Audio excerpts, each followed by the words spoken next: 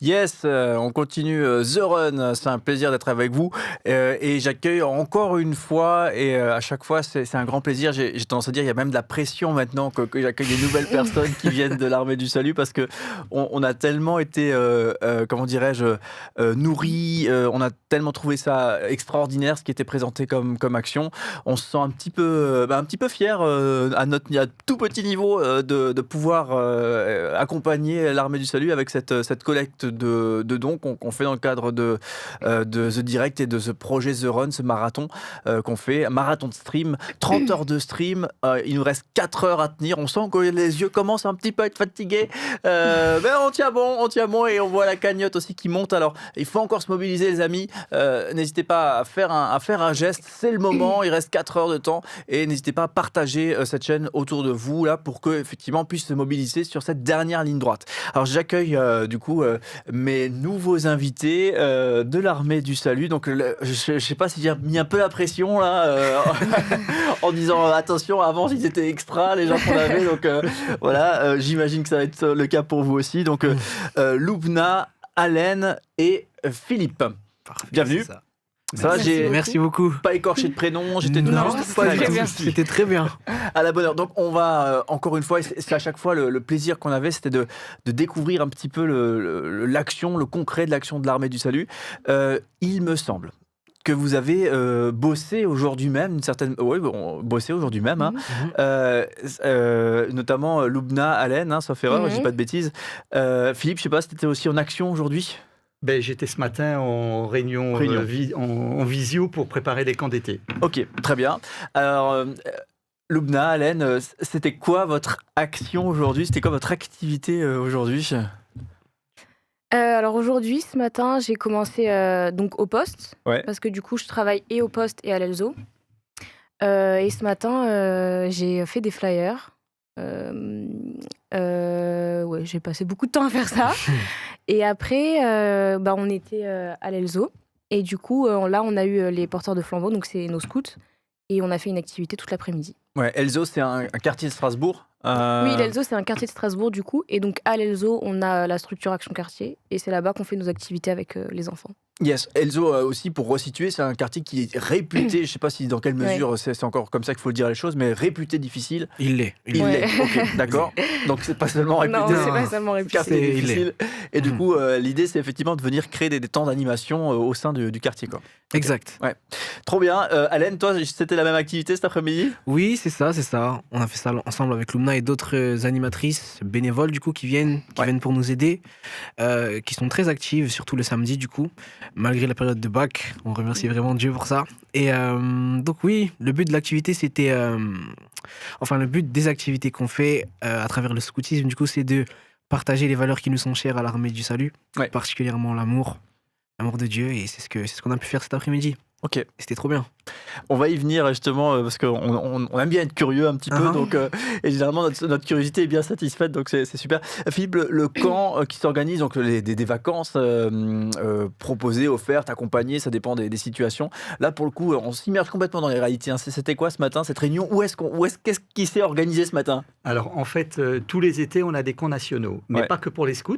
Okay. Donc l'Armée du Salut organise des colos à Chausse dans le sud de la France, dans une des maisons qu'on a. Donc on a 3 semaines avec 60 enfants à chaque fois. On a le camp des porteurs de flambeaux cadets, donc les plus jeunes de 8 à 13 ans, où sur la propriété de l'Armée du Salut, on a installé un camp où ils sont en extérieur, mais avec un minimum de confort. Et puis, donc moi, je serai plus fortement engagé dans le camp des porteurs de flambeaux aînés, donc les 14-17, où là, on sera plutôt en itinérance dans les Alpes. Et puis, on a encore un camp pour des ados et un camp de formation de disciples. D'accord, donc c'était tous les directeurs et personnes fortement impliquées dans ces camps qui étaient là pour faire un petit peu le point de là où on en était à ce jour. Ouais, c'est vrai qu'on aussi un autre type d'engagement, mais l'encadrement de la jeunesse, des jeunes pendant l'été et toutes ces opérations, c'est aussi un travail assez extraordinaire. C'est un gros... Et alors, si je comprends bien, tu vas crapahuter avec des 14-17 ans dans les Alpes cet été. Alors, je vais crapahuter avec les 14-17 ans. Bon, je dois dire que malheureusement, ma santé me permet plus de crapahuter complètement, puisque puisque j'ai des problèmes de dos et des problèmes d'apnée. Donc, généralement, je dors pas sous tente parce que je peux plus. Mais je suis toute la journée avec eux. Et puis, en tout cas, moi, je suis plutôt à l'intendance. Donc, mon rôle, c'est plutôt de soutenir l'équipe et de faire que l'intendance suive pour que les animateurs plus jeunes puissent s'occuper et aller crapahuter. Oui, c'est ça. Parce qu'à cet âge-là, il y a de l'énergie. Hein. Et voilà, c'est ça. Moi, j'ai toujours la passion, mais j'ai plus l'énergie nécessaire, du moins le physique. Ouais, je vois. Et puis avant de rentrer en matière, là, il y a encore une fois la spécificité de l'uniforme pour l'Armée du Salut. Et aussi, on l'a beaucoup évoqué ça. Il y avait le côté congrégation, donc ce qui correspond finalement à de la vie d'église, un projet d'église, mais il y a beaucoup de solidarité aussi dans ce projet d'église. Donc ça, c'est la congrégation de l'Armée du Salut, 25 postes, donc 25 lieux d'église partout en France. Et à côté de ça, il y a la fondation de l'Armée du Salut. On a beaucoup discuté de tout ça. Il y aura des replays si vous voulez vous replonger dans cette distinction. Et là, on est dans le bras armé professionnel, d'une certaine manière, de solidarité des EHPAD, des maisons de retraite, des MEX pour les enfants, des actions pour les personnes en situation de handicap. Donc là, sauf erreur, vous êtes plutôt donc dans le cadre de l'action de la congrégation, donc la vie d'église de l'Armée du Salut. Je dirais on est un peu à la charnière, okay. Parce que c'est des activités qui sont organisées par la congrégation, mais comme l'immense majorité des enfants qu'on a sont des enfants en difficulté, ces activités sont très très très largement subventionnées par la Fondation. Okay. Ce qui nous permet de faire toutes ces activités. Voilà. Donc on est un peu à la charnière entre les deux. C'est une activité de la congrégation subventionnée par la Fondation. D'accord. Donc avec aussi un public effectivement...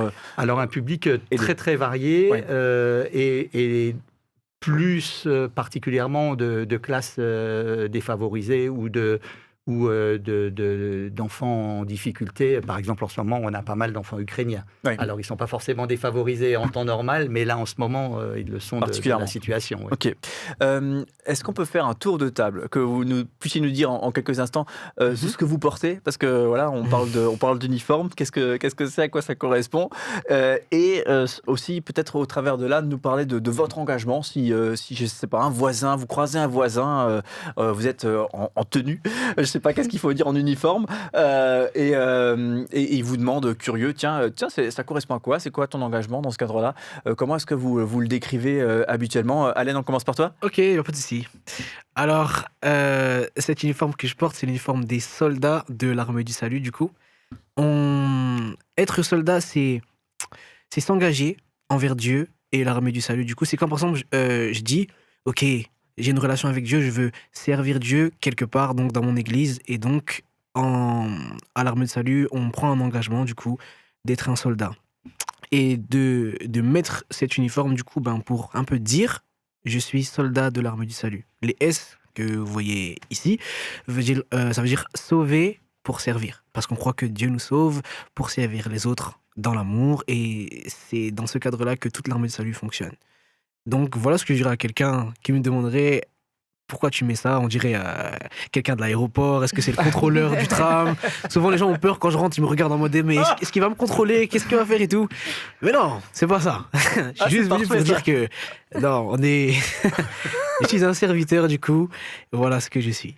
D'accord. Et ça aide finalement quand tu arrives là, c'était l'action de cet après-midi, quartier un peu difficile à Strasbourg, pour mener une activité avec les jeunes, pour les jeunes. Ça aide le côté, j'ai un uniforme qui permet d'être identifié par rapport à qui je suis, ce que je fais? C'est une question très intéressante du coup, parce que moi, quand je fais les activités avec les jeunes, je ne mets pas cet uniforme-là. Okay. Je m'habille de faire en sorte que je leur ressemble, pour pas qu'il y ait un grand décalage avec ça. Parce que moi, je sais que quand j'étais dans le même quartier qu'eux, étant plus petit, quand je voyais des gens habillés comme moi, je suis habillé, je savais qu'il y avait un décalage. Donc, en général, je n'allais pas vers eux. Je me disais directement, et je ne sais pas c'est qui. Une petite crainte, quoi. Voilà. Ok. Donc, quand je travaille avec les enfants, je ne mets pas l'uniforme. Okay. Mais quand je dois sortir pour représenter l'Armée de Salut ou lors des cultes, on est censé le mettre. D'accord. Voilà. Très bien, donc on est dans le grand apparat là pour le coup. C'est ça. C'est ça. Merci, on reviendra tout à l'heure justement sur toutes tes actions aussi que tu mènes toi. Lumna, s'il faut justement présenter ton... Je te pose pas la question sur l'uniforme puisqu'il y a non, j'ai pas d'uniforme. Ouais, il y a le petit logo. Le petit logo qui va bien. Allez, c'est ça, parce que là j'ai l'impression d'être dans une marque de prêt-à-porter, alors on voit le petit logo. Non, en vrai, comment est-ce que tu parles habituellement de ton engagement auprès de l'Armée du Salut ? Alors du coup, moi je suis salariée de la Fondation. Okay. Et là, mon titre, je suis coordinatrice des activités sociales du poste. Et donc je travaille, on va dire, 20% avec Allen et 80% avec le poste. Donc c'est pour ça que je suis assez d'accord avec ce que dit Philippe, parce que je contribue beaucoup aussi à la congrégation. C'était très bien expliqué d'ailleurs. Très bien. Et donc, voilà, là, ce que je fais en ce moment, donc je viens de débuter un nouveau contrat. Avant, c'était encore un contrat différent que j'avais. Et avant, j'étais plus avec les enfants réfugiés ukrainiens. Donc, c'est vraiment deux choses différentes que je faisais. Et à ce moment-là, j'étais vraiment 100% avec les enfants et avec les familles des réfugiés. Mais donc là, maintenant, donc je dois expliquer ce que je fais, c'est ça ? Si juste que tu croises le voisin un peu curieux qui te voit avec le polo, puis il te demande tiens, tu fais quoi ? Ok, du coup je travaille à l'Armée du Salut et je suis là en soutien du coup pour les officiers. Donc je regarde un petit peu ce qu'ils font, je les aide dans ce qu'ils ont besoin. J'aide aussi pour toutes les activités sociales du coup. Ok. Et voilà. Au poste. Oui, au poste. Particulièrement. Voilà. Et quand il y a des activités, du coup, je suis avec Allen, soit à l'ELSO ou soit pour les ados aussi au poste. Ok, on reparlera du coup des activités auprès des enfants, des jeunes. Mais on était, d'ailleurs, on avait fait un petit reportage qu'on a diffusé ce matin même dans la matinale, où effectivement on voyait l'activité d'aide alimentaire. Moi, je trouve ça assez magnifique, le côté de c'est un lieu où le dimanche matin il y a un moment de célébration, de culte, mais là on ne pourrait pas penser que c'est ça. Toutes les chaises sont complètement mises de côté, puis hop, on passe à l'activité, à l'action, au service des autres. Et là, pour le coup, c'était la distribution de repas, hein, sauf erreur. Ouais. C'est ça. Donc vraiment ça aussi, je suis aussi donc là-dedans aussi, quoi. Voilà. Ok. Dans les colis alimentaires, etc. Ça marche. Philippe, s'il faut décrire ton engagement, j'imagine, j'allais te demander depuis combien de temps que ça dure cet engagement, mais je sens que le chiffre va être sympa. Alors, moi, en temps normal, quand je suis de service à l'Armée du Salut, j'ai le même uniforme que Allen, puisque j'ai pris le même engagement. Là, ce soir, je suis venu avec l'uniforme scout, puisque vu que c'est plutôt les jeunes, moi, je suis plutôt venu à titre de responsable des scouts, plutôt qu'à titre que de jeunes. Ouais. Sinon, alors bon, moi j'ai toujours été dans l'Armée du Salut, mes parents étaient officiers, donc pasteurs, donc j'ai toujours entendu, mais il m'a fallu du temps pour prendre une décision. Quoi d'engagement auprès de l'Armée du Salut ? Alors déjà pour prendre un engagement envers Dieu. D'accord, donc déjà la foi, la spiritualité, c'est en question. Quoi. J'étais là, voilà. J'étais pas contre, mais j'étais pas forcément pour non plus. Ouais, d'accord. Et il a fallu déjà attendre 18 ans pour que je prenne un engagement envers Dieu. D'accord. Et ensuite, il a fallu 5 années de plus pour que je prenne que je me mette au service de Dieu dans l'Armée du Salut. D'accord. Donc du coup, c'était à 23 ans, donc ça fait 30 et quelques années. Donc il faut comprendre que n'importe qui va au culte, à l'église, dans un poste de l'Armée du Salut, s'il veut un petit peu mettre les mains dans le cambouis, la main à la pâte, bénévolement ou pas, j'imagine, il devient soldat, c'est ça ? Alors non, pas du tout. On a vraiment toutes les formes d'engagement au culte le dimanche matin. Je dirais ceux qui sont en uniforme, on est les moins nombreux. D'accord. Parce qu'il y a tout un tas d'engagements. Je dirais l'engagement de soldats, c'est l'engagement un peu le plus fort après pasteur. Et puis sinon, on a des adhérents qui reconnaissent simplement l'Armée du Salut comme leur église, ou on a des gens qui sont bénévoles, à qui on ne demande absolument rien. On leur demande juste de respecter l'engagement de l'Armée du Salut, mais on a même aussi des gens qui sont musulmans, qui viennent nous aider, voilà, ou même dans nos animateurs, ça nous arrive aussi. D'accord, donc il ne faut pas forcément être croyant pour être connecté à l'action. Absolument pas. C'est-à-dire qu'on est plus dans le fait que c'est pas nous qui convertissons les gens. Bien sûr. On espère que notre exemple va leur donner envie, et puis ensuite c'est une relation entre chacun et Dieu. D'accord. Donc du coup, dans ce contexte-là, tout le monde est le bienvenu sans avoir d'engagement particulier. Ouais, ça a beaucoup été évoqué, cette notion du blabla, de la parole. Bon, il n'y a pas aucun problème avec la parole, hein, mais effectivement, le côté...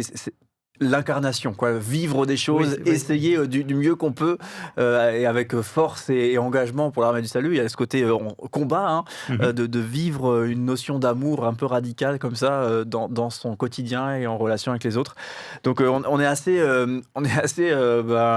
admiratif par rapport à tout ce qui se fait, tout ce qui se vit à l'armée du salut, et ça donne envie, ça donne envie. Donc concrètement, si on a envie de faire du bénévolat, mais un truc sérieux, pas le truc, un vrai truc sérieux au service des autres, des plus démunis ou autre type de public, c'est possible de taper à la porte de l'armée du salut, par exemple à Strasbourg, au poste de Strasbourg, mais ailleurs en France, pour trouver possiblement un engagement, quoi. Là, on peut le faire soit, si c'est à Strasbourg, on peut aller voir Mathieu, donc notre responsable, que ce soit, il y a des gens qui viennent nous aider seulement 2 ou 3 heures le 24 décembre, et il y en a d'autres qui viennent toutes les semaines, plusieurs fois par semaine.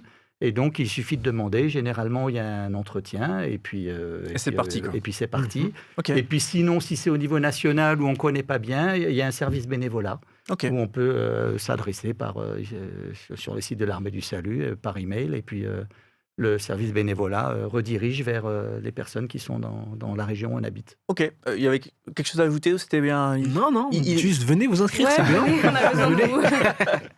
Allez, le mot d'encouragement, c'est bien. Embauche. C'est ça. Alors, du coup, j'ai envie de vous demander, tu as déjà un petit peu commencé à ébaucher une forme de réponse par rapport à ça, mais vous, la première fois que vous avez toqué finalement à la porte de l'Armée du Salut, la manière dont ce premier pas s'est fait, dont les premières actions se sont mises en place, est-ce que vous arrivez à vous en souvenir? J'imagine que oui.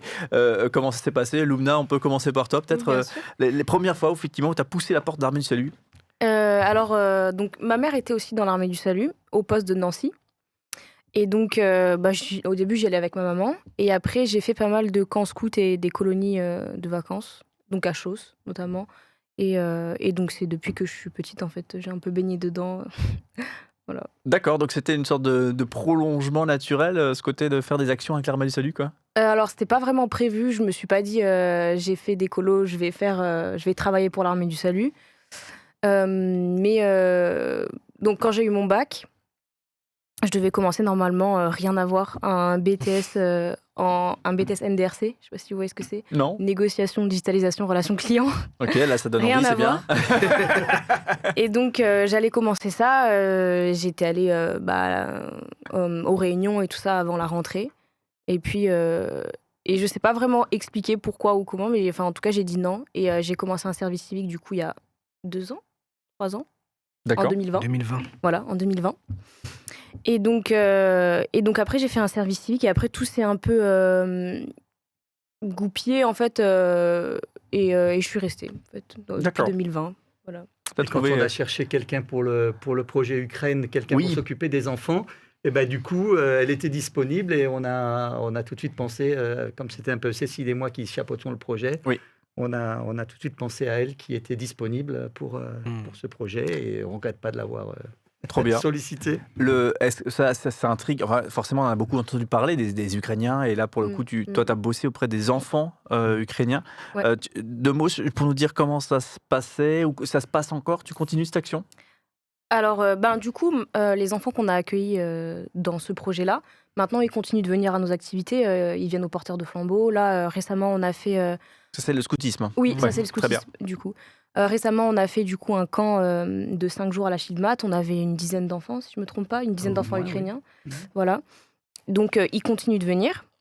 Mais si je dois décrire un petit peu comment ça s'était passé, j'essaie en Parce qu'ils ne parlent pas français, forcément. Non, pas du tout. C'est vraiment, tu ne parles pas ukrainien, j'imagine. Voilà. C'était spécial parce que du coup, je communiquais avec eux de toutes les manières, sauf en parlant. Ouais. Ou alors en essayant de traduire comme je pouvais. Mais je trouvais vraiment... quelques jeunes qui traduisaient de temps en temps. Oui, voilà. On avait... parce que d'accord, il y a des traducteurs qui traînaient dans les parages. Oui, okay. Mais le plus souvent, on était seuls. Ouais, le plus souvent, j'étais seule. Mais quand il y avait quelqu'un pour traduire, c'était... Attends, reste un petit peu par ici, toi. Mais je suis très très impressionnée de ces temps que j'ai vécu avec eux parce que c'est des enfants qui sont vraiment, je crois que c'est les enfants les plus souriants que j'ai vus. Et c'est assez étonnant quoi parce que moi quand je les ai vus je me suis dit waouh, je savais pas en fait à quoi m'attendre, comment est-ce qu'ils allaient comment aborder les choses, etc. Parce que j'avais jamais travaillé avec des enfants réfugiés comme ça. Et donc c'était vraiment une très bonne expérience et c'est un exemple, je dirais. Ok. Voilà. Et en fait, on a eu un projet spécifique pour les Ukrainiens pendant 6-8 mois, où on a eu une subvention particulière de la Fondation pour s'en occuper, parce qu'ils arrivaient à Strasbourg, au niveau du logement et de la nourriture, il n'y avait pas de problème, mais le reste, ils étaient livrés à eux-mêmes. Et comme on avait dans le poste une famille ukrainienne qui était sensibilisée, qui était arrivée lors de la première vague d'émigration il y a une bonne dizaine d'années, du coup, on a eu envie de faire quelque chose, de les aider. Ouais, pour connexion toute naturelle, voilà. quoi. Ok. Et donc, le projet spécifique a été pendant 6-8 mois. Ouais. Et puis, maintenant, il n'y a plus de projet spécifique, mais par contre, on a encore plein de relations avec les familles ukrainiennes qui continuent à venir aux activités. D'accord. Ouais. Et Patch, j'en profite du coup pour un point actualité géopolitique. Toutes ces familles sont toujours ici en France. Oui. Il n'y en a aucune qui est retournée en Ukraine. Non, pour l'instant, non. La plupart, ils veulent quand même retourner là-bas. Mais non, pour l'instant, ils sont encore ici. Ils sont scolarisés dans les écoles comme tout le monde, quoi. Ok. Alors, tous ne sont pas restés forcément à Strasbourg. Ils ont été aux répartis un peu alentours partout aussi. dans le Grand Est. Même. Ouais. Ok. Ouais. D'accord. Merci beaucoup. Alain, est-ce qu'on peut avoir des infos sur ce premier pas, cette première fois en contact avec l'Armée du Salut, hein? Ouais, bien sûr, tout à fait. Alors, moi, j'ai pas du tout grandi dedans. Ok. J'étais ailleurs pendant très longtemps. Et j'ai rencontré l'Armée du Salut à Montbéliard, dans ma ville d'enfance, du coup, là où j'ai grandi. C'est en Franche-Comté, du coup. Je sais que vous savez pas où c'est, donc regardez sur Google où c'est Montbéliard. Le pays de la concoyote. Oui, Voilà. tout à fait. Bah oui. Waouh, je suis choqué pour ça. Exactement. Ok, donc du coup, au pays de la Concoyote, il y avait aussi l'Armée du Salut, du coup. Et moi, je suis allé là-bas sous les conseils de ma mère, qui m'a dit En fait, il y avait un système à Montbéliard où je pouvais faire du bénévolat quelque part, et une autre association, du coup, qui dirigeait ce système, elle finançait une partie de mon permis. Donc j'ai connu l'Armée du Salut dans le cadre du bénévolat, du coup, où je devais m'occuper des animations scouts, du coup, avec les officiers. En fait, on dit officiers depuis tout à l'heure, mais les officiers, ce sont les personnes qui dirigent les postes, en gros. Et voilà. Les pasteurs à Ouais, l'Armée on du peut Salut, dire en gros. Équivalent pasteur, quoi. Voilà, c'est Ok. ça. Donc, je faisais ça à l'époque avec les officiers qui étaient à Montbéliard. Et c'est là, du coup, mon premier contact avec l'Armée du Salut. Normalement, je devais rester quelques mois là-bas. Non, même pas. Quelques heures, au final. Au final, je suis toujours là. C'est à travers ces temps, les samedis après-midi que je passais avec eux, que il y a quelque chose dans mon cœur qui s'est développé pour les enfants, un très grand amour pour les enfants en tout cas. Et les officiers m'ont permis de faire un camp. Plus tard, comme Philippe a dit, un camp d'été en tant qu'animateur. C'était mon premier camp. J'avais pas vraiment d'expérience de camp, mais les officiers m'ont donné cette opportunité. Et c'est à partir de là que vraiment, je faisais des camps chaque année, jusqu'à ce que ça se transforme en service civique à Strasbourg, jusqu'à ce que je sois devant vous maintenant, en tant que directeur des activités de jeunesse. Et c'est à travers les camps aussi que j'ai rencontré Loubna, qui est ici. C'est mon animateur. Quand elle avait 13 ans, du coup. Ok. Et qui est maintenant une très très grande amie. Et c'est ce qui se passe à l'Armée du Salut. On rentre, on pense rester quelques temps, et au final on se retrouve ici. C'est très bien résumé. Ah, c'est énorme. Qu'est-ce qui a fait que t'as continué à être motivé, que la motivation a continué de grandir et ne s'est pas arrêtée, s'est pas estompée? C'est que j'ai trouvé à l'Armée du Salut quelque chose, un accueil particulier et un amour pour moi. Moi, je me suis senti très accueilli dans l'Armée du Salut dès mes premiers pas ici. De base, maintenant je suis plutôt extraverti, mais j'étais quelqu'un de plutôt introverti avant et je m'ouvrais pas très facilement. Et j'étais pas tout le temps à l'aise quand on me présentait des inconnus, tout ça. Mais à l'Armée du Salut, j'ai été extrêmement mis à l'aise en fait. Ce qui fait que j'avais comme envie de revenir et envie de revoir les enfants. Et même durant mon premier camp, je connaissais personne, mais à la fin du camp, je voulais les revoir. Tu vois, j'étais très à l'aise. Il y avait quelque chose, un amour dans leur regard, dans leurs paroles, dans leur façon d'être avec moi qui m'a vraiment beaucoup touché. C'est ce qui a fait que je voulais revenir. Ok. Voilà. Ce que j'adore, c'est que c'est tout simple. J'allais dire presque tout bête, mais c'est tellement vrai, effectivement.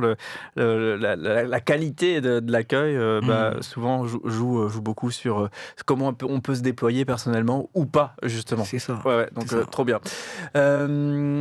Philippe, on va donc voyage temporel pour le coup, hein, on revient, tes 23 ans. Est-ce que tu peux nous dire où tes 18 ans et tes 23 ans peut-être? Donc tu le disais tout à l'heure, des parents qui étaient officiers, donc pasteurs au sein de l'Armée du Salut. Toi au début un petit peu sur la réserve. Oui, je suis resté à l'Armée du Salut, c'est parce que j'aimais bien les scouts et j'aimais bien la fanfare. Donc la musique, il y a beaucoup, on va en parler ça de la musique aussi. La musique. Et puis je crois quelque chose qui était aussi important, c'est que j'ai jamais été obligé par mes parents. Okay. On a toujours eu, alors ils nous ont toujours incités, on avait fait une petite chorale, une petite orchestre en famille, donc on allait dans les maisons de retraite pour les programmes de Noël, les choses comme ça. Donc ils nous ont incités, mais ils nous ont jamais obligés. Et du coup, pour moi, c'était important. Et donc, à 18 ans, lors d'une mission d'évangélisation, ce jour-là, le message qui a été dit, il m'a touché. Okay. Et voilà, c'est ce jour-là que j'ai décidé de me tourner vers Jésus. Mais ensuite, j'avais deux choses qui me freinaient pour m'engager dans l'Armée du Salut. La première chose, c'était comment tu peux être sûr que Dieu te veut dans l'Armée du Salut, tu connais rien d'autre. Ouais, c'est pas faux. Et la deuxième chose, c'était que pour moi, le soldat de l'Armée du Salut, il était à ce niveau-là de sainteté. Ah oui. Et moi, je me sentais plutôt au niveau des pâquerettes. Ouais. Et donc, je me sentais pas du tout à la hauteur pour l'uniforme, devenir, quoi. Voilà, tout à fait. Au vrai sens du terme. De l'engagement. Ouais. Et en fait, quand j'avais 23 ans, il y a eu un rassemblement de jeunesse. Alors, je ne sais plus si c'était protestant ou évangélique ou les deux, mais à Paris, au Parc Floral, on était 5000 jeunes. Il y avait un orateur qui venait d'Amérique du Sud. Alors, il ne me plaisait pas du tout. Je n'ai pas un souvenir d'un verset biblique ou d'une parole. Je sais juste qu'à la fin d'une des réunions, j'ai reçu la conviction que Dieu me demandait de le servir dans l'Armée du Salut et qu'il ne me demandait pas d'être parfait, il me demandait juste de venir tel que j'étais et qu'il ferait avec. Okay. Et je dois dire que pour moi, c'était important puisque j'ai reçu cet appel en dehors de l'Armée du Salut. Et je dois dire que tout au long de ma vie, c'est quelque chose qui m'a toujours aidé parce que des fois, je ne me sens pas à la hauteur ou des fois, il y a des choses dans sa vie chrétienne, on n'est pas toujours au top du top. Et quand je ne suis pas fier de moi, quelle que soit la raison, je dis, bon, écoute, Seigneur, il y a une chose dont je suis sûr, c'est que tu m'as appelé. Tu m'as dit de venir comme j'étais. Donc maintenant, écoute, là, ça ne va pas, mais je te le mets et je te le dépose et puis tu fais ce que tu peux avec ça. Ouais. Mais voilà. Et c'est quelque chose qui m'a toujours accompagné en ayant la certitude que Dieu m'avait appelé. Ok, merci beaucoup. C'est passionnant vos histoires. Ouais, est-ce qu'on peut parler de la jeunesse aussi? J'ai l'impression que vous avez une sorte de point commun. C'est effectivement une préoccupation ou un engagement auprès de la jeunesse, que ça soit les camps de scouts avec vocation solidaire finalement en filigrane, que ça soit les actions dans les quartiers dits difficiles. Donc là, pour le coup, à Strasbourg, pour vous. Donc, la jeunesse, la préoccupation pour la jeunesse. Je ne sais pas si c'est le bon mot, ça veut dire vous vous sentez un peu... La passion, je dirais. Oui, merci. Ouais, merci, c'est bien. passion jeunesse. Ouais. Est-ce que c'est tout particulièrement important de se connecter aux jeunes? Parce que c'est aussi un moment où il y a des trucs, des moments, un moment clé dans l'existence. On peut toujours changer plus tard, etc. Mais c'est là que tout se décide, d'une certaine manière. Oui. Vous voulez parler? Pardon. À un moment, il faut m'arrêter parce que sur ce sujet, je vais parler des heures. C'est bien. C'est toujours intéressant, vas-y. Mais du coup, oui, les enfants, c'est tellement un trésor incroyable. C'est quelque chose d'incroyable. Les enfants d'aujourd'hui, ce sont les adultes de demain, du coup. Bien sûr. Et souvent, dans le parcours d'un enfant, il suffit d'une seule action pour transformer totalement toute sa vie.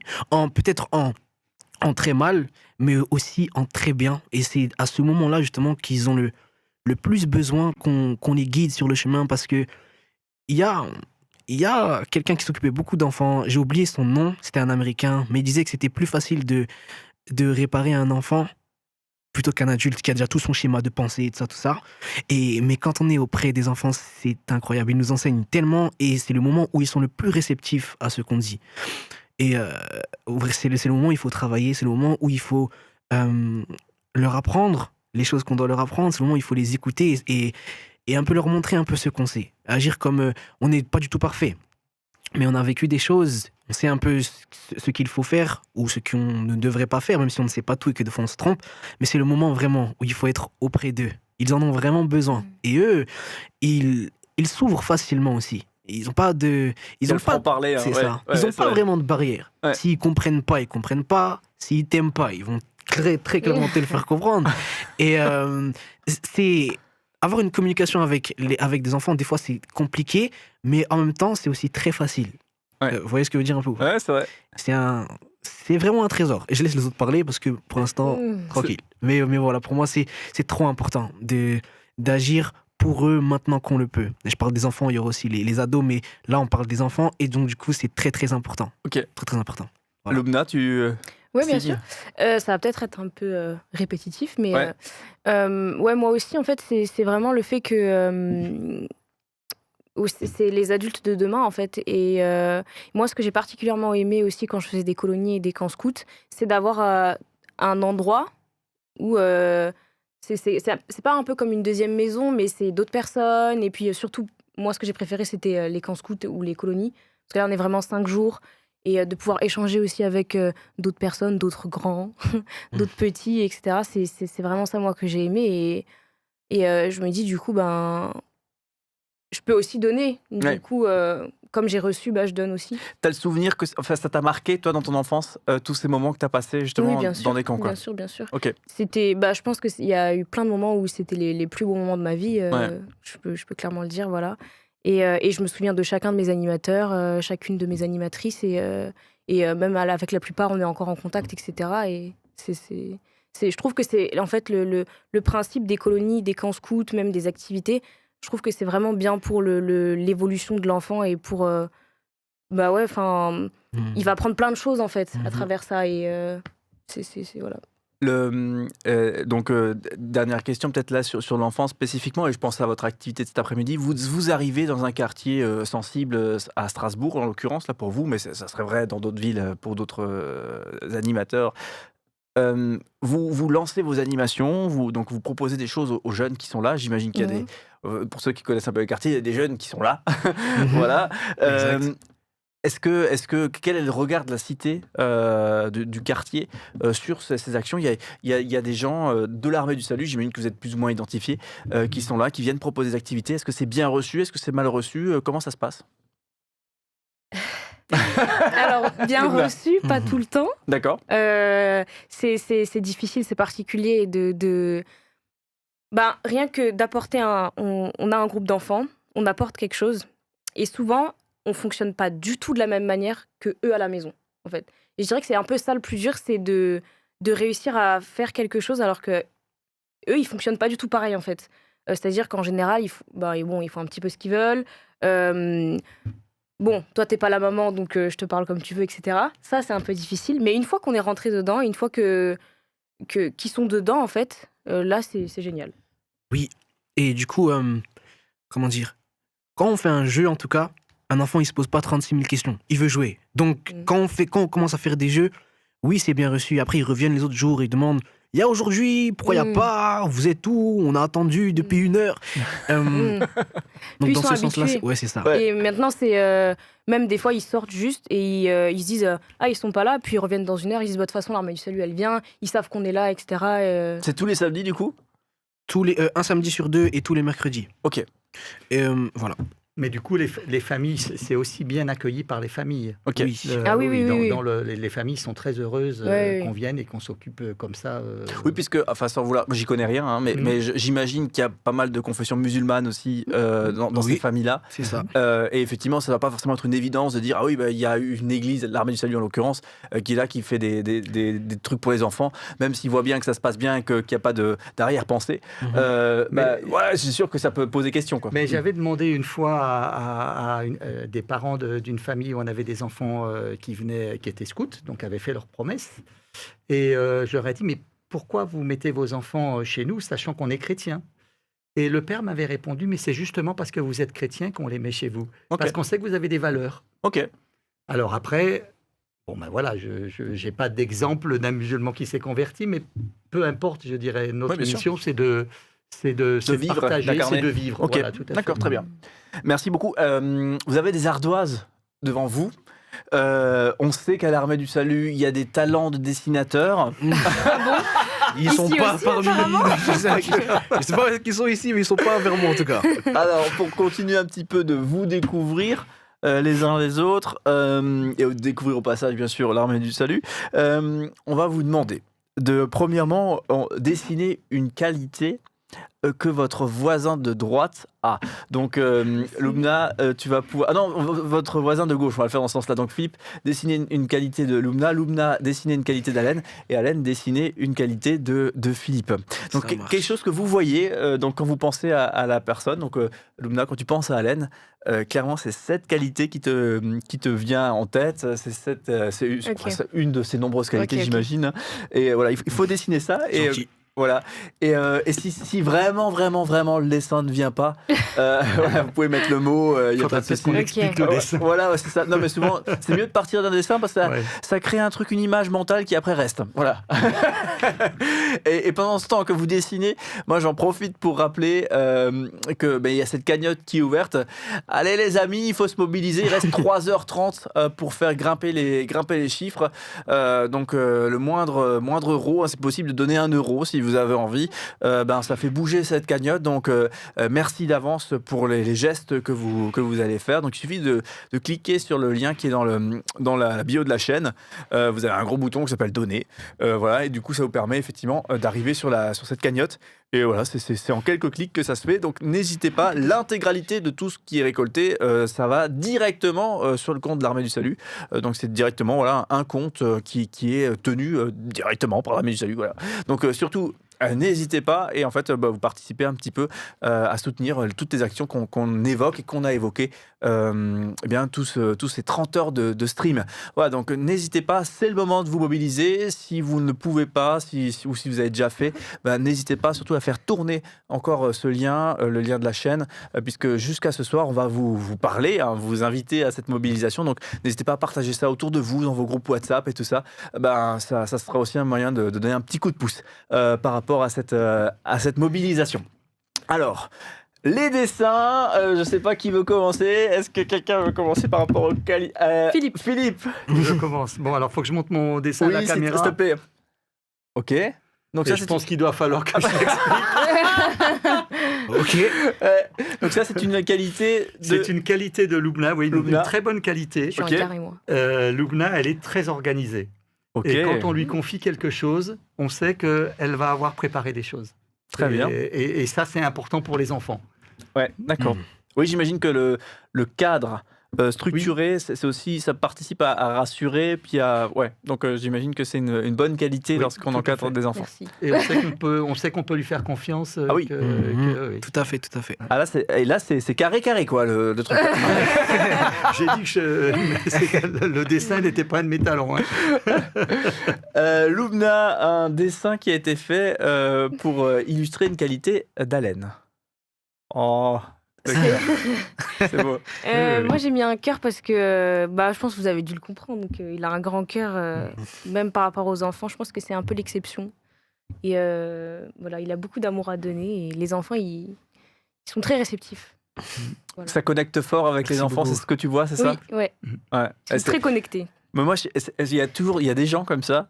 Donc j'imagine que Alain, tu fais partie de ces gens-là qui arrivent à connecter avec les enfants de fou quoi. Et les enfants d'un seul coup ils ont les étoiles plein les yeux et ils ont envie de courir après. Donc je vois bien.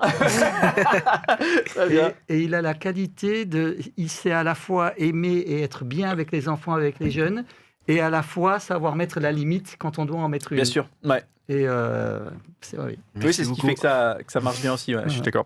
Alain, du coup, tu as dessiné une qualité de Philippe. Oui. Par contre, excusez-moi, les gars, je suis pas bon au dessin. Je suis pas bon du tout. Je vous demande pardon tout de suite.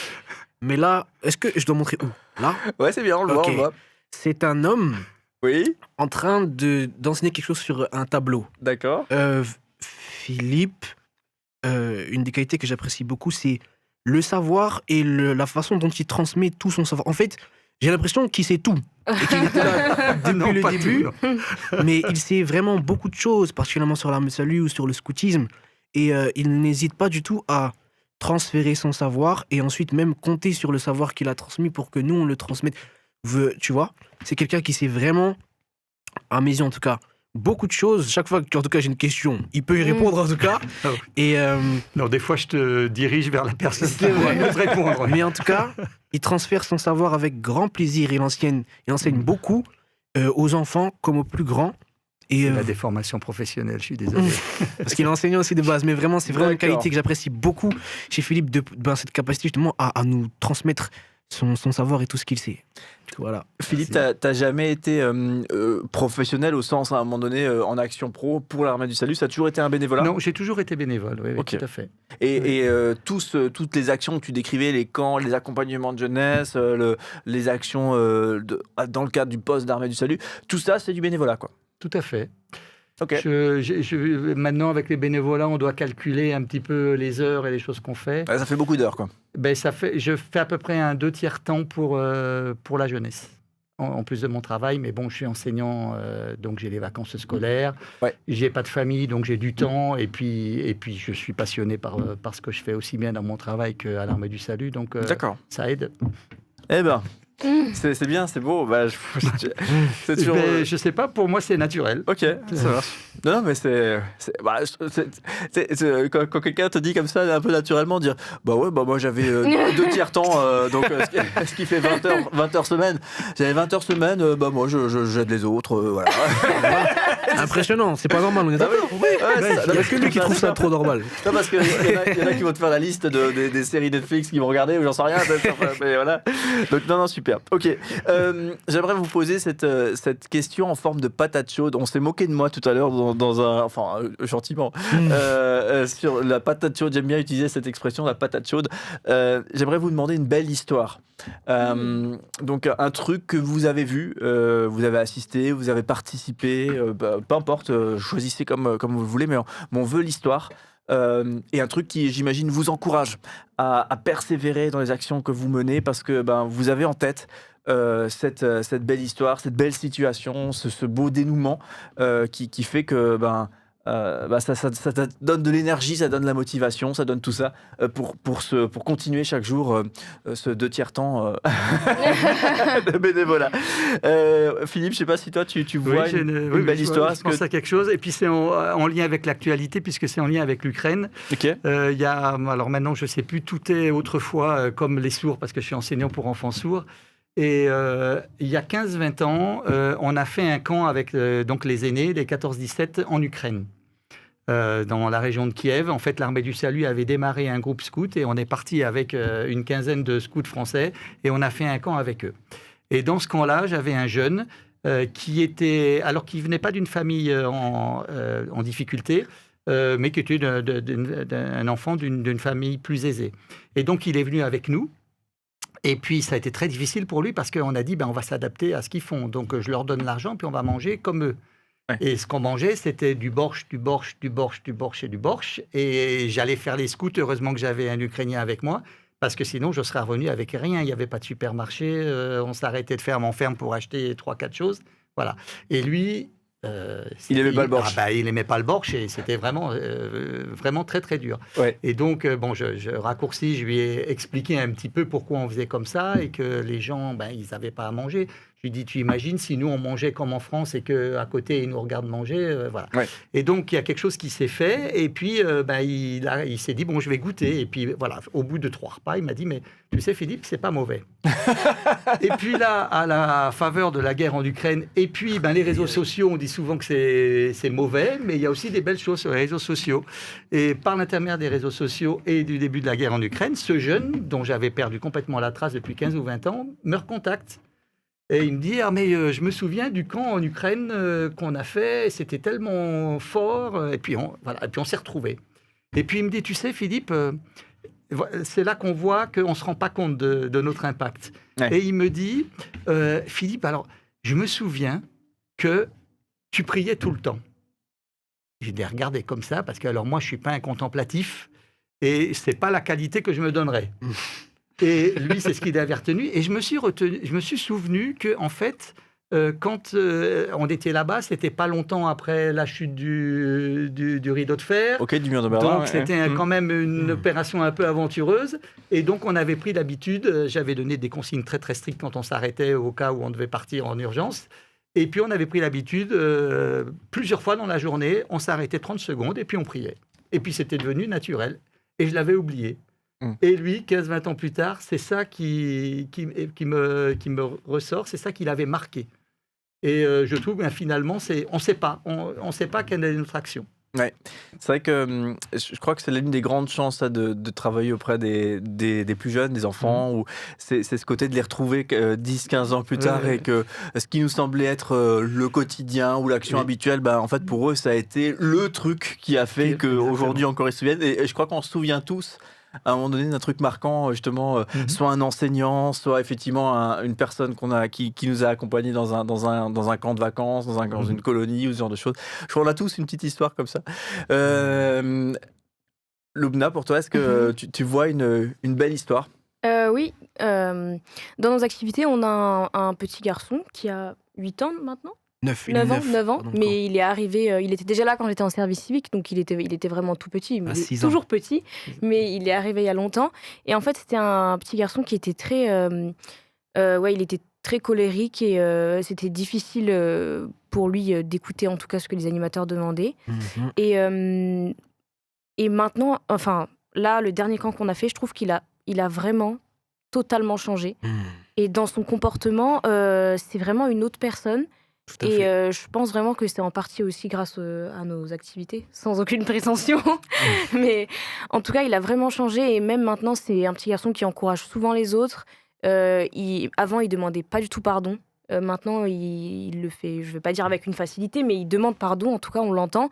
Et c'est plus un petit garçon avec lequel on se dit oh là là, comment on va faire avec ce petit garçon. Et donc ça, quand je me rappelle ça, je me dis ah ok, bon on va continuer. Ça motive, ouais. Ok, trop bien, belle histoire, merci, parce que je pense à tous ces parents qui ont des enfants un peu dans cette tranche-là où des fois on n'arrive pas à sortir d'un cercle un peu difficile de l'enfant qui chemine pas. Et on a envie de l'accompagner, mais on ne sait pas comment faire. Donc, des fois aussi, inscrire son enfant pour le scoutisme, pour ça peut aussi venir ouvrir. Moi, j'ai vu mon fiston qui a 7 ans revenir de colo. Ça lui avait fait beaucoup de bien.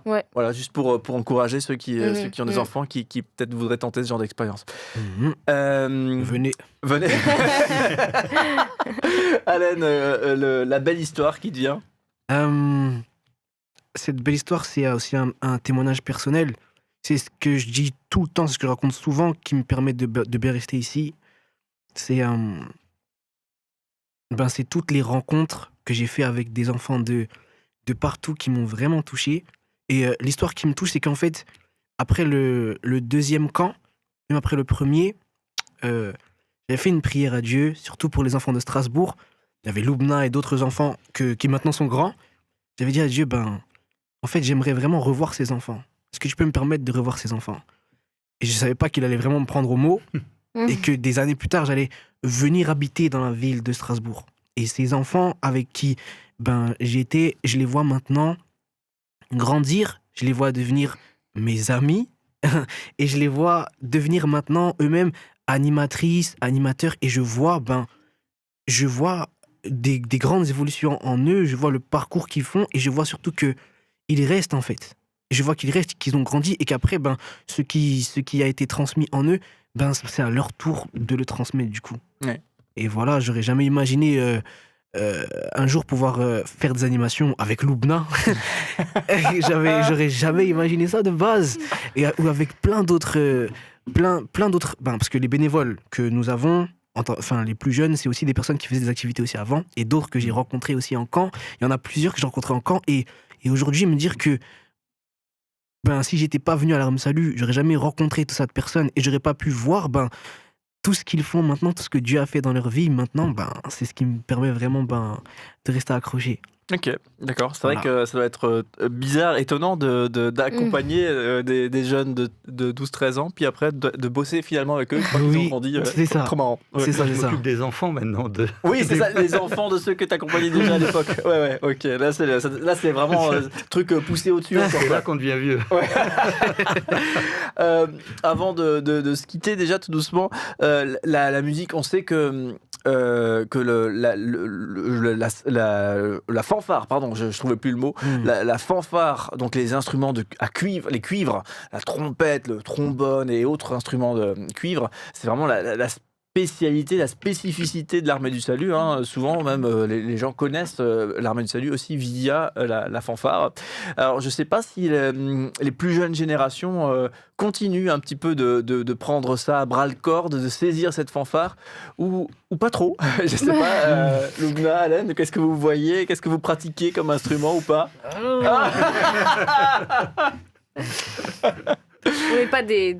On joue pas dans la fanfare, mais... Non, mais c'est ils bien. jouent dans le groupe de louanges. Ok. Voilà. Mais il y a, en tout cas, je vois aussi Lumna comme une artiste. Il y a en tout cas une âme d'artiste. Je crois qu'à l'Armée du Salut, il y a beaucoup d'artistes. Lumna en est une, vraiment. Regardez-la bien. Et moi, je joue pas encore d'instrument, mais j'aime beaucoup le piano et j'aime beaucoup chanter aussi. Ok. Donc du coup, voilà, je suis pas encore engagé dans la fanfare parce que de base, j'aimais absolument pas la fanfare. Enfin, j'aimais pas les trompettes et tout. Et c'est au fur et à mesure de les écouter à l'Armée de Salut que je commence à apprécier. Et donc merci à eux parce que c'est grâce à eux que j'arrive à apprécier du coup et j'aime beaucoup tout ce qui est musique du coup, et à l'Armée de Salut c'est vraiment trop bien parce que si on veut apprendre à faire de la musique à l'Armée de Salut, c'est vraiment un endroit où on peut en tout cas. Ok. Et personne va te juger si tu sais pas. En tout cas, ils t'apprennent volontiers en tout cas. D'accord. Mais je dirais, la fanfare, c'est un peu l'image d'Épinal, entre guillemets. Ok. Et c'est vrai qu'on en a moins, mais la musique a une grande place. Et maintenant, mais on a tout style de musique. Ok. Tout à fait. Voilà, les groupes Pas de juste la louanges, on a fanfare. les tambourins, je dirais, qui est encore plus typique de l'Armée du Salut. Les femmes qui agitent le tambourin et qui font de la danse avec le tambourin sur de la musique. Ok, d'accord. Je sais pas si t'as Je l'avais pas, ça. ça, c'est vraiment quelque chose qui est vraiment très particulier de l'Armée du Salut. Ouais, aussi, d'accord. voilà. Très bien. Et puis je dirais, il n'y a pas de, on n'est pas bloqué dans Oui, un bien sûr. style particulier. Même s'il y a quelqu'un qui joue de l'accordéon, il sera le bienvenu. Quoi. D'accord. Toi, tu pratiques un instrument type... Oui, moi je pratique un instrument, oui, tout à fait. C'est lequel? C'est le saxhorn alto. D'accord. Donc c'est un mini tuba qui a plus ou moins la sonorité du corps. Ok. Ouais, donc, et là, typiquement fanfare, quoi. Alors là, c'est pas. Typiquement Oui, fanfare. oui. c'est ça. Ok, j'ai déjà dit ça ce matin. On aurait dû vous demander d'amener vos instruments. Ça aurait été parfait. Et j'ai zappé le truc. Je mords les doigts. On n'a pas vraiment de fanfare. On a un petit groupe là maintenant de nouveau sur Strasbourg. Mais on n'a pas vraiment de fanfare constituée sur Strasbourg actuellement. Ok. Mais là, on a ressorti pas mal d'instruments parce qu'on a eu des nouvelles personnes qui sont arrivées et qui jouaient pour les marmites. Et c'est vrai que ça donnait pas mal. Oui, c'est ça. Parce que ça aussi, c'est un truc qu'on voit souvent, cette fameuse marmite en extérieur à Noël, donc pour l'appel à la mobilisation. Hein, donc une marmite, on peut mettre des sous dedans pour soutenir les actions. Et effectivement, à côté de la musique avec de plusieurs musiciens, souvent qui jouent de ces cuivres. C'est ça que j'avais en tête. En fait, c'est cloche prévu. parfois aussi. Voilà, la cloche la plupart du temps. Mais je dirais la fanfare, c'est les orgues dans la rue. Ouais. Oui. À la base, c'est ça, quoi. Ok. Très bien. Lubna, du coup, il y a une sorte de truc qui a été dit, quoi, maintenant, artiste. Donc, non, en vrai, c'est quoi la musique que tu pratiques, juste pour... C'est pas la musique. C'est pas la musique. Ok. Moi, je pratique la musique de la gym. Ah, d'accord. Voilà. Du coup, oui, j'ai monté, entre guillemets, un petit groupe de gym, du coup, au poste. Et donc, j'apprends ce que je connais. Enfin, je transmets. Et après, on essaye de monter des petits spectacles, des choses comme ça qu'on présente quand il y a des dimanches un peu spéciaux, comme par exemple pour Noël ou pour Pâques. Ou là, pour Pâques, on va aller dans une maison dans les pattes de l'Armée du Salut. Ouais. Et donc le groupe de danse rythmique, de gymnastique. Non, c'est gymnastique. Ouais, oui, c'est plutôt gymnastique. Mais en musique, et généralement des musiques chrétiennes. Ouais. Ce qui veut dire qu'il y a aussi toujours l'idée de partager l'amour de Dieu. Ouais, c'est ça. Trop bien. C'est parfait. Moi, on n'a pas évoqué ça, mais les actions d'animation en maison de retraite, je trouve ça vraiment tout à fait charmant. Ouais. Et je pense que... c'est vrai que souvent, ça ne nous fait pas rêver, hein, se dire on va se produire devant les personnes de la maison de retraite. C'est un truc... Pourtant, c'est vraiment très important pour eux. Complètement.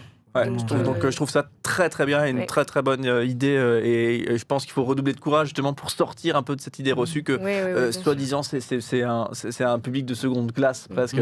Donc merci pour tout ça, trop bien. Pour conclure, peut-être un mot d'encouragement donc pour cette cagnotte, cette mobilisation qu'on a, donc 100% comme dit, reversé à l'Armée du Salut. Enfin, je dis reversé, mais finalement ça va directement à l'Armée du Salut, cette cagnotte. On n'en voit pas la couleur. Donc pour l'Armée du Salut, cette cagnotte, peut-être un mot d'encouragement pour ceux qui vont encore se mobiliser ou peut-être partager là ce rendez-vous encore autour d'eux, dans leur entourage, pour essayer de mobiliser l'entourage pour effectivement faire grimper un petit peu cette cagnotte encore. Alain, on commence chez toi. Ok, déjà merci beaucoup pour toutes les personnes qui ont donné ou qui partagent le lien et même pour votre présence, merci beaucoup. Et sachez que chaque euro que vous donnez peut contribuer à une vie sauvée et changée. Du coup, voilà. J'espère que vous avez bien noté cette phrase de slogan incroyable. Ouais, non, mais en vrai, ça a été bien expliqué la manière dont il y a vraiment des actions innovantes aussi et qui ne sont pas subventionnées État, qui peuvent être portées grâce à justement la générosité des gens, le soutien des exact. gens. Ouais. C'est grâce à vous et donc vraiment un très grand merci. Parce que sinon, on n'aurait pas pu faire autant d'activités s'il n'y avait pas de généreux donateurs. Donc, merci beaucoup. Et je me joins aux enfants qui ne savent pas encore tout ce que vous donnez, mais à leur place, je vous dis vraiment merci pour ça. Trop bien. Merci. Lubna, je ne sais pas si tu as un truc, sinon le idem va nous marcher aussi. Hein. Non, si vous ne voulez pas donner en argent, vous pouvez donner de votre personne pour être des animateurs avec nous. Parce qu'on a vraiment besoin de monde. Et voilà. Mais même un centime, c'est très bien. C'est très bien. Et on peut venir compléter le groupe de gymnastique ? Non. Si. Je te charrie, t'embête pas. Ok, ça marche. Et donc, pour vous retrouver, vous, concrètement, je t'embête, c'est effectivement le poste de l'Armée du Salut de Strasbourg, hein, voilà, donc qui est au centre-ville à Strasbourg, où effectivement, il y a une célébration dimanche matin. Si vous voulez jeter un œil, c'est ouvert à tous, hein, n'hésitez pas à jeter un œil. Et effectivement, voilà, et toute la semaine, il y a plein d'activités qui ont lieu sur place. À l'arrière, il y a une deuxième rue, si vous voulez, d'accès à l'arrière, où il y a des petits déjeuners qui sont servis. Enfin, vraiment, c'est un vestiaire solidaire. Enfin, c'est toute une série d'actions qui existaient ou qui existent. Il y a un cheminement. On a tous les petits déjeuners en ce moment, mais voilà. C'est... En tout cas, à voir, et puis peut-être que vous aurez le droit à un petit peu de fanfare au passage, hein, je ne sais pas. Ou de gymnastique, pardon. Des jeunes m'ont demandé si on pouvait pas recommencer une fanfare. Ah bah tiens, il n'y a pas si longtemps. À la bonne heure. Philippe, le mot de la fin, si tu veux bien, donc mot d'encouragement ou ce que tu voudras par rapport à cette cagnotte, cette mobilisation qu'on a. Alors moi, je suis tout sauf un bon commercial. Ouais, c'est mais bon, nous non plus. On n'est pas là pour ça. Ouais. Donnez-nous. Non, la seule chose que je peux dire, c'est que on essaye d'utiliser tout l'argent qu'ils nous ont donné de la meilleure façon possible et qu'on prie beaucoup pour que Dieu nous aide à utiliser l'argent de la façon la plus efficace. Et quelque chose que j'ai remarqué, c'est quelque chose que j'applique dans les camps. Quand il y a peut-être une activité, quelque chose d'exceptionnel qu'on n'avait pas prévu, qui serait bien pour les jeunes, et je dis, bon, ça c'est bien, il faut qu'on le fasse, ça va leur apporter un plus. Et on fonce. Et Dieu nous a toujours donné l'argent en retour. Une dépense qui n'était pas prévue, un don qui n'était pas prévu. Et c'est vraiment, on essaye vraiment d'utiliser l'argent pour le bien des gens, des personnes qui sont aidées, qu'elles soient enfants ou adultes dans le service social. Ok, merci. Merci beaucoup. Ça a été beaucoup dit ce matin et c'est moi qui le formulais, hein, donc c'est pas un truc. Je suis pas payé pour dire ça, donc ça va. J'ai vraiment confiance. J'ai vraiment confiance en l'Armée du Salut, en la fondation de l'Armée du Salut, en la congrégation de l'Armée du Salut. Et je sais pas tout, mais j'ai vraiment la confiance que. Oui, j'imagine. Non, mais voilà, c'est pas basé sur un savoir exhaustif, c'est aussi basé sur des femmes et des hommes qu'on rencontre. Et on se dit, voilà, je sens bien que tout n'est pas parfait, mais que ça se bagarre fort là pour essayer de bien faire et que du coup, je me dis si je peux soutenir, c'est un lieu où je peux un peu donner en confiance une somme, voilà, des sous. Merci beaucoup en tout cas pour votre présence. C'était un dernier moment qu'on passait à un peu mieux découvrir l'Armée du Salut, donc en votre compagnie.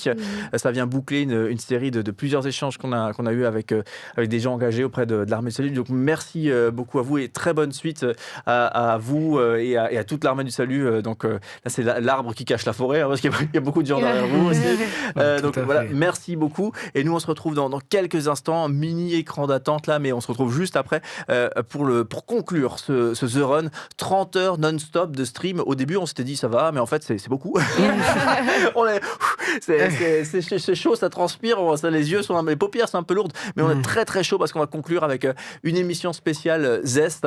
Donc voilà, une des émissions un petit peu mythiques de notre chaîne. Voilà, donc rendez-vous dans quelques instants pour vivre ce temps. On est ensemble jusqu'à minuit, donc vraiment vivez ce truc avec nous, partagez-le autour de vous et puis n'hésitez pas à participer à cette cagnotte. Allez, on se retrouve juste après ça. Merci encore les amis. Merci à toi. À bientôt.